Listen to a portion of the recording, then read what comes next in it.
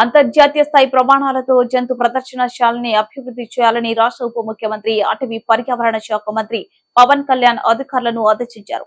Public private భాగస్వామ్య విధానంలో విధులు సమకూర్చడంలో అరుదైన జంతువుల్ని దిగుమతి చేసుకోవడంపై దృష్టి పెట్టాలని సూచించారు. బుధవారం మంగళగిరిలోని ఆయన నివాసంలో చైర్మన్ హోదాలో zoo park authority of AP governing body 14వ సమావేశం నిర్వహించారు. ఈ సందర్భంగా ఆయన మాట్లాడుతూ విశాఖ తిరుపతిలోని జంతు ప్రదర్శనశాలకు ఎక్కువ మంది పర్యాటకులు వచ్చేలా చర్యలు తీసుకోవాలి. కార్పొరేట్ సంస్థల్ని భాగస్వామ్యులు చేసి సిఎస్ఆర్ నిధులతో జూ పార్క్ అభివృద్ధి కార్యక్రమాలు చేపట్టాలి. ఈ దిశగా నేను విశాఖ తిరుపతిలో పర్యటించేటప్పుడు టీవీత్ డిప్యూటీ సీఎం తరహా ప్రత్యేక కార్యక్రమాలు ఏర్పాటు చేయాలి.